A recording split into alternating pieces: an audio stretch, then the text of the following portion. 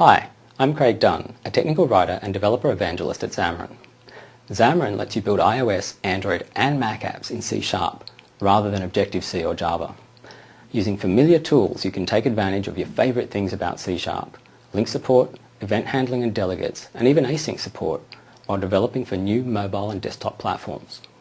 Today, I'm going to walk through how to get started building cloud-connected iOS and Android apps in C#. To do this, we'll use Windows Azure Mobile Services.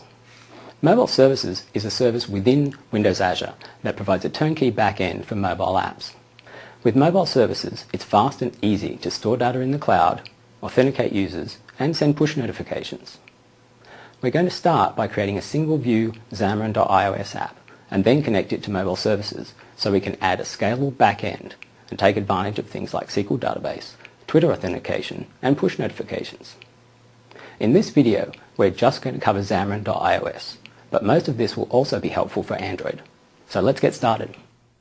If you've never developed with Xamarin Technologies before, visit xamarin.com to learn about building iOS and Android applications with C# and .NET. Go to xamarin.com/download to install our tools and get started for free. I already have everything set up, so I'm going to skip this step. Today, we're building an iOS app, so you'll need the latest version of Apple's Xcode and the iOS SDK. You can get both items by visiting developer.apple.com and becoming a member of Apple's iOS developer program. I've already done this too, so let's get started. First, I'm going to fire up Xamarin Studio, our free open source IDE. You can also use Visual Studio on Windows for iOS and Android projects. Xamarin Studio shares the same solution and project file formats, so you can easily share code across platforms. I'm creating a new iOS project from the single view application template. The main.cs file is the entry point for the application, and it references the AppDelegate class where we can implement application lifecycle methods for our app. The application's properties reference the main storyboard file, which is where the user interface layout is defined. Let's edit the storyboard file to see how to build a native user interface with Xamarin Studio and Apple's Xcode. Using Interface Builder, I can easily drag and drop user interface controls from the palette onto the iPhone screen. Here I'm adding some buttons, a label, and a table view control because we're going to ultimately build a to-do list application, and I'd like to list the contents of the database in this control. I'm going to briefly switch back to Xamarin Studio so that it can synchronize with Xcode, which creates a header file for Xcode to use. Back in Interface Builder, choose the Assistant Editor to show the header file associated with this screen. To give a user interface control a name in Xcode, hold down the Control key while dragging from each control onto the header file for our screen.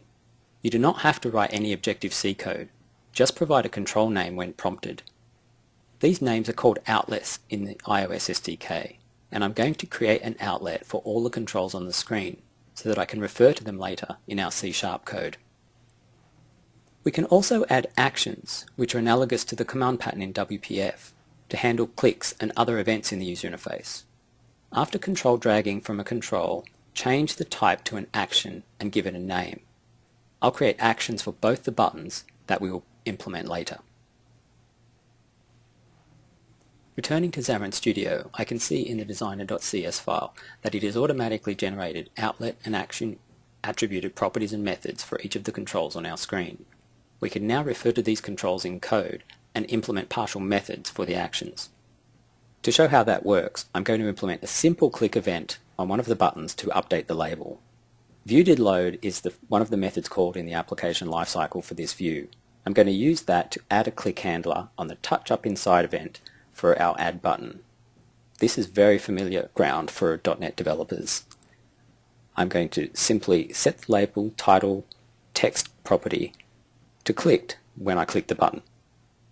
Now I can simply hit run in Xamarin Studio and it'll fire up the iOS simulator and run our C# code as an iOS application. And when I click the button, the label changes. Building an iOS application using Xamarin and C# is as simple as that. Now let's look at adding Azure to our application. You can try Windows Azure and Mobile Services for free. You can get up to 10 mobile services and a 20 megabyte SQL database. Mobile Services is one service within Azure. When you sign up for the free trial, you're signing up for all of Azure, but today we're just going to take a look at Mobile Services. Mobile Services is a turnkey backend for your mobile app. It's an easy way to store data in the cloud, authenticate users, and send push notifications. You can also add some custom logic through server code and connect to other Windows Azure services, consume add-ons from the Windows Azure Store, and call any API. In this video we're just going to cover saving data in the cloud, but in later videos we'll cover user authentication and push notifications. I've already signed up and signed in, so I'll head over to the management portal at manage.windowsazure.com. To create a new mobile service, I'm going to hit New, Compute, Mobile Service, Create. The first thing you do is choose a name for your mobile service and either create a new Windows Azure SQL database or connect to an existing one. The name is the first part of the URL and not something your users see, but will need to use it later. You also have the choice of an existing or new SQL database. I'm going to use one I set up earlier. Since I'm in San Francisco, I'm going to deploy this mobile service to the West US data center. To reduce latency, you want to make sure that your mobile service and SQL database are in the same data center. Because I chose to use an existing database, I have to enter the password that I previously set up. Within a few moments, you'll see your new mobile service up and running. Once you see that the status is ready, click on that mobile service name. The first thing you'll see is the Quick Start that gives you the option to either create a new app or to connect an existing app. Even though we're creating an iOS app in this example, since we're writing it in C# using Xamarin.ios, we'll find the information more useful under the Windows Store button. Scroll down to connect an existing app and copy and paste the code snippet that provides the authentication information for our service. Then click on the button to create a test table. This will be the data source that we'll use in our application. Now it's time to hook in Azure Mobile Services to save data to the cloud. Using the Xamarin Component Store, you can add a wide variety of functionality to your app. Simply access the menu on the Components folder to open the Component Store.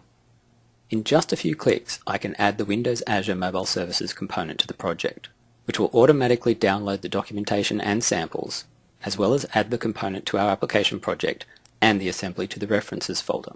Now I can reference the Azure Mobile Service classes in my code. Since we're building a to-do list app, we now need to add a class for our to-do items. Add a new C# class just like you would for any .NET project.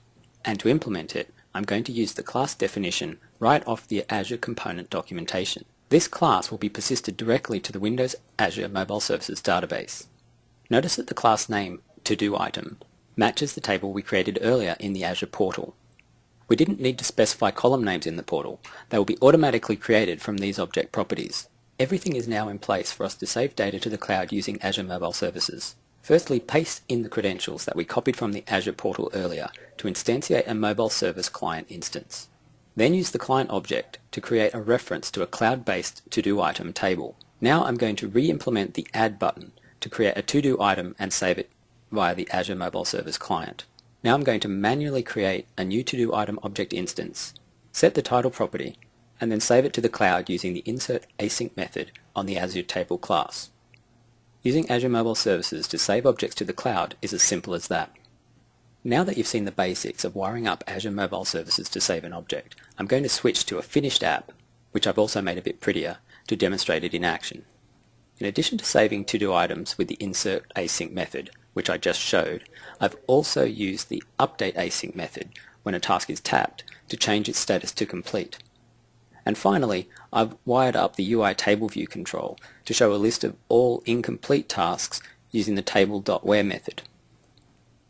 Notice that it supports a filtering clause to restrict the data download from the Azure SQL database. Now let's run the finished app. Within Xamarin Studio, I hit the play button and the iOS simulator starts straight away.